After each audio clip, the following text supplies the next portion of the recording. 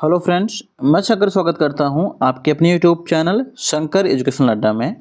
इस वीडियो में हम लोग देखने वाले हैं बीए सेकंड सेमेस्टर ज्योग्राफी। जो आपका पेपर नेम है वो है भैया ह्यूमन ज्योग्राफी यानी मानव भूगोल। और यह ज़रूरी नहीं है कि आप जहां पर पढ़ रहे हैं वहां पर मानव भूगोल को फर्स्ट सेमेस्टर में ही रखा गया हो। आप चाहे एमए बीए के किसी भी सेमेस्टर में हैं, आप कोई भी कोर्स आप कर रहे हैं, अगर आपके सिलेबस में ह्यूमन ज्योग्राफी है तो वीडियो आपके लिए बहुत ज़्यादा कारगर होने वाली है।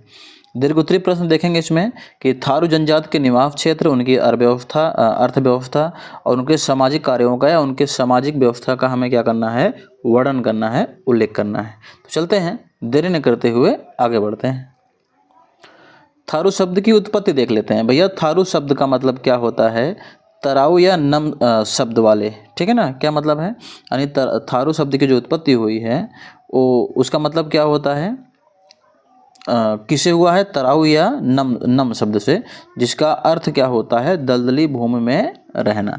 ये किसका मानना है, अवध गजटियर का मानना है, ठीक है ना। ये क्या कहते हैं कि जो थारू शब्द की उत्पत्ति हो तराऊ या नम शब्द से हुई है, जिसका अर्थ होता है दलदली भूमि में रहना। कुछ विद्वानों के अनुसार थारू शब्द का शाब्दिक अर्थ जो है ठहरे हुए होता है। क्या होता है, ठहरे हुए, ठीक है। आगे देख लेते हैं। थारू लोग अपने निवास क्षेत्र में अनेकों कठिनाइयों के बावजूद वहाँ रह रहे हैं, और कुछ विद्वानों का कहना है कि थारू शब्द का अर्थ होता है थारू भूमि में रहने वाले, ठीक है ना। थारू का मतलब क्या होता है, थारू भूमि में रहने वाले। तमाम प्रकार के अलग अलग विद्वानों ने अलग अलग मत दिया है इसका, ठीक है। थारू जो भैया स्वयं को, थारू जो थे, थारू जनजाति जो है वो स्वयं को राजपूत का वंशज मानते हैं। क्या मानते हैं भैया, वो लोग राजपूत के वंश के हैं, ठीक है ना, राजपूत वंश के हैं ये लोग मानते हैं, थारू के लोग। आई थिंक इतना आपको क्लियर हो गया होगा। चलते हैं आगे देख लेते हैं। अब थारू जनजाति का निवास क्षेत्र देख लेते हैं। तो इस प्रश्न को ध्यान देना, अगर वीडियो पूरा आप देख लेते हैं तो आपको इसमें से तमाम प्रकार के छोटे छोटे प्रश्न भी आपको मिल जाएंगे, ठीक है ना। तमाम प्रकार का लघु उत्तरीय प्रश्न आप यहाँ से बना सकते हैं। जैसे थारू जनजाति का निवास क्षेत्र बताइए, शॉर्ट में आता है, कई बार आया है, ठीक है ना। तो देखते हैं क्या लिखा गया है। थारू उत्तर प्रदेश के हिमालय तराई क्षेत्र में पश्चिम से पूर्व विस्तृत एक पट्टी में बसे हैं। यानी भैया जो थारू लोग हैं वो हिमालय के तराई क्षेत्र में, ठीक है ना, उत्तर प्रदेश के हिमालय के तराई क्षेत्र में पश्चिम से पूर्व एक विस्तृत पट्टी है, उसमें बसे हुए हैं। यह पट्टी उत्तर प्रदेश नेपाल की सीमा के सहारे पूर्व में, ठीक है ना, पूर्व में गोरखपुर जिले के पश्चिम में नैनीताल के जिले तक लगभग 600 किलोमीटर लंबाई तक है, ठीक है ना।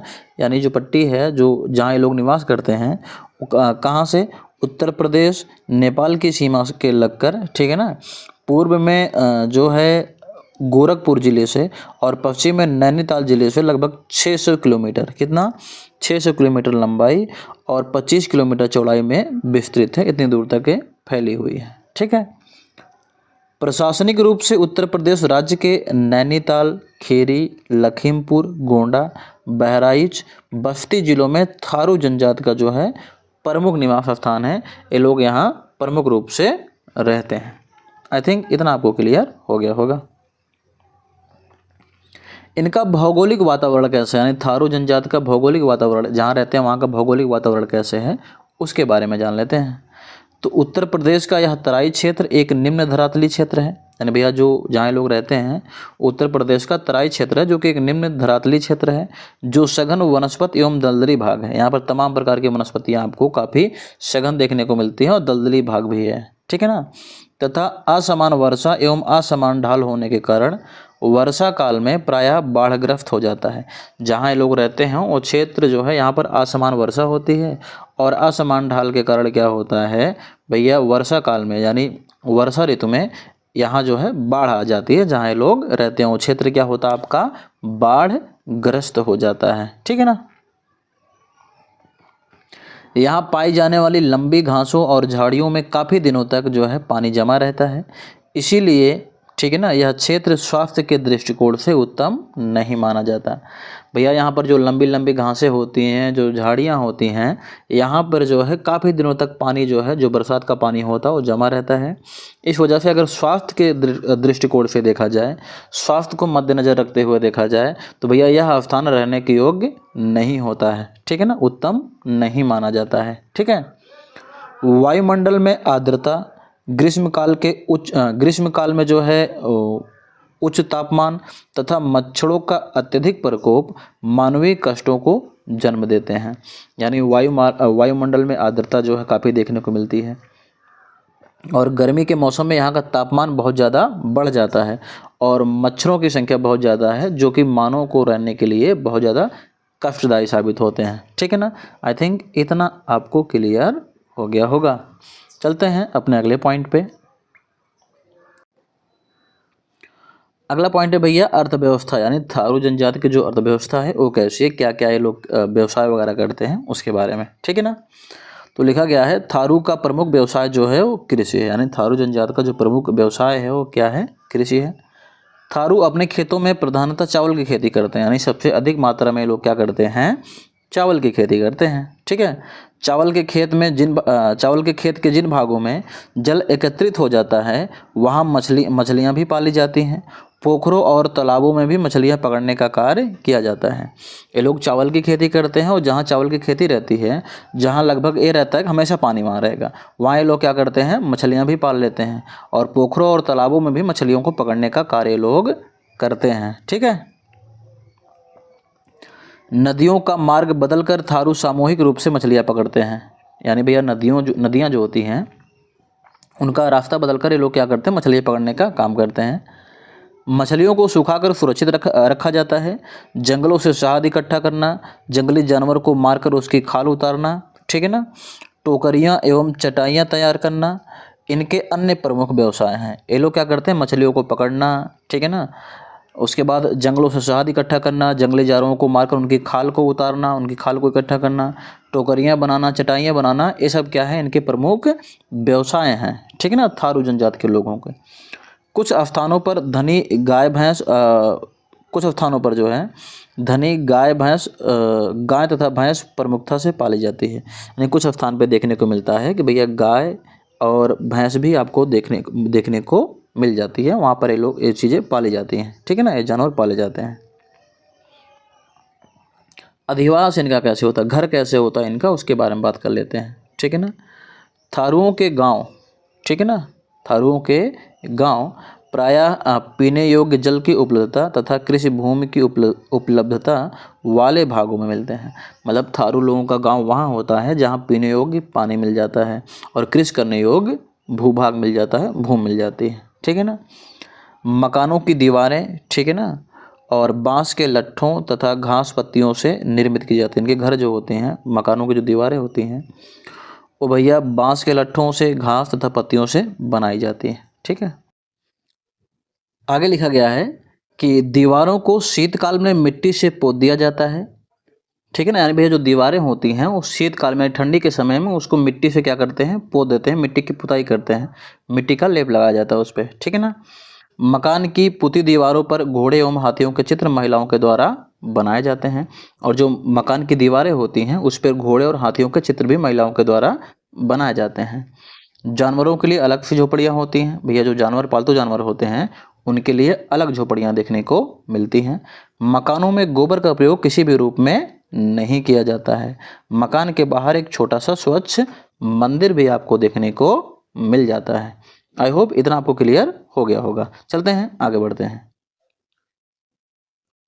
भोजन देख लेते हैं भैया, जो थारू जनजाति है इनका मुख्य भोजन क्या है। तो देखिए लिखा गया है चावल, दाल तथा मछली, ठीक है ना, थारू का मुख्य भोजन है। चावल से बनी शराब भी थारू के हर परिवार में प्रयोग की जाती है। ठीक है। जंगली जानवरों का मांस भी यहाँ बड़े चाव से खाया जाता है। कुछ भागों में सामाजिक भोजों में पकवान भी खिलाए जाते हैं। भैया जो चावल, दाल और मछली है ये थारू जनजाति का मुख्य भोजन है। ठीक है ना, चावल से बनी शराब भी अक्सर यहाँ देखने को मिलती है, हर परिवार में प्रयोग की जाती है। जंगली जानवरों का मांस भी यहाँ खाया जाता है थारू लोगों के द्वारा। कुछ भागों में सामाजिक भोजों में, यानी जो सामाजिक भोज होते हैं उनमें भैया पकवान बना के खिलाए जाते हैं लोगों को। ठीक है ना, आई थिंक इतना आपको क्लियर हो गया होगा। चलते हैं आगे बढ़ते हैं। इनका आभूषण और वस्त्र देख लेते हैं कि भैया क्या क्या वस्त्र पहनते हैं और आभूषण क्या क्या होते हैं इनके बारे में, इनके पास, उसके बारे में देख लेते हैं। तो लिखा गया है जो थारू महिलाएं होती हैं, ठीक है ना, वो भैया लहंगा, अंगिया तथा सिर पर काली चादर पहनती हैं। जबकि जो पुरुष होते हैं वो क्या पहनते हैं, पैजामा, कमीज तथा सिर पर तिकोनी टोपी पहने रहते हैं। ठीक है ना, यानी जो महिलाएं होती हैं वो लहंगा, अंगिया और सिर पर काली चादर पहनती हैं, और जो पुरुष होते हैं वो भैया पैजामा, कमीज और सिर पर एक तिकोनी टोपी क्या करते हैं, पहनते हैं।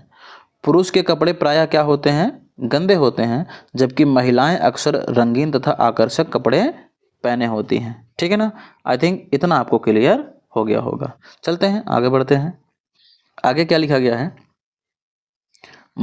थारू महिलाएं अपने साथ छोटा सा शीशा तथा कंघी भी रखती हैं।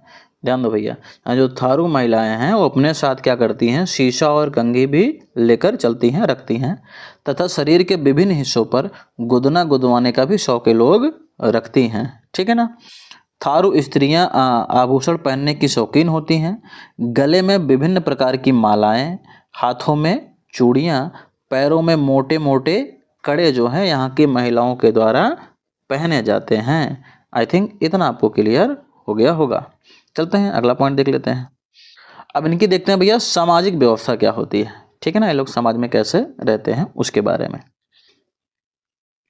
तो लिखा गया है थारू समाज में पुरुषों की अपेक्षा महिलाओं को अधिक स्वतंत्रता मिली होती है। यानी भैया जो थारू समाज है इसमें पुरुषों की तुलना में महिलाओं को ज़्यादा स्वतंत्रता दी जाती है। ठीक है ना, ज़्यादा फ्रीडम प्रोवाइड किया जाता है। आगे, थारू स्त्रियां स्वयं को पुरुषों की अपेक्षा ऊंचा मानती हैं। भैया जो थारू स्त्रियां होती हैं वो स्वयं को यानी खुद को पुरुषों से ऊंचा मानती हैं। ठीक है ना, सामान खरीदने तथा बेचने का पूर्ण अधिकार महिलाओं को ही होता है भैया थारू जनजात में। ठीक है, पुरुषों को नाचने से पूर्व महिलाओं की आज्ञा लेनी पड़ती है। ठीक है, पुरुष जो होते हैं अगर उनको नाचना है किसी कार्यक्रम में, प्रोग्राम में, तो महिलाओं से क्या करना पड़ता है, आज्ञा लेनी पड़ती है। ठीक है ना, भैया जाएं हम कि ना जाएं। वैसे तो ये तो हर जो है उसमें होता है, कोई नई बात नहीं है। चलते हैं आगे बढ़ते हैं। थारू जनजात में शादी अक्सर छोटी उम्र में ही कर दी जाती है। ठीक है ना, शादी कार्यक्रम प्रायः हिंदू रीति रिवाजों के अनुसार जो है संपन्न होते हैं। लेकिन थारुओं में विवाह जो है, ठीक है ना, विवाह पूर्ण यौन स्वतंत्रता, तलाक, पुनर्विवाह तथा पत्नी विनिमय जैसी प्रथाएं भी आपको देखने को मिल जाती हैं। ठीक है ना, शादी के बाद कुछ महिलाएं जो हैं भैया एक दूसरे पुरुष से अफेयर भी रख सकती हैं। ठीक है ना, अफेयर भी कर सकते हैं किसी दूसरे पुरुष के साथ, कोई दिक्कत नहीं होता है इसमें।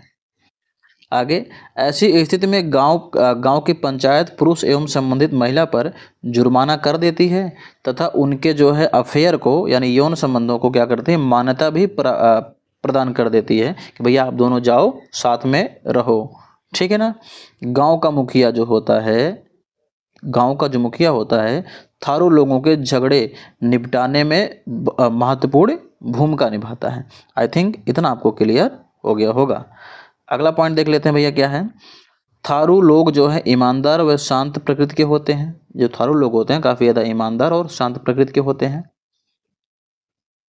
धार्मिक दृष्टि से हिंदुओं के अधिक निकट माने जाते हैं। ठीक है ना, दीपावली और होली जैसे होली का त्यौहार ये लोग उत्साहपूर्वक मनाते हैं तथा विभिन्न देवी देवताओं की पूजा अर्चना भी ये लोग मंदिरों में जाकर करते हैं। आई थिंक इतना आपको क्लियर हो गया होगा। अगर चीज़ें क्लियर हो गई हैं तो जाने से पहले मैं आपसे इतना कहना चाहता हूं कि चैनल को सब्सक्राइब और वीडियो को लाइक करना ना भूलें और इस वीडियो को ज़्यादा से ज़्यादा शेयर करें, क्योंकि पढ़ेगा इंडिया तभी तो बढ़ेगा इंडिया। मिलते हैं आपसे अगली वीडियो में।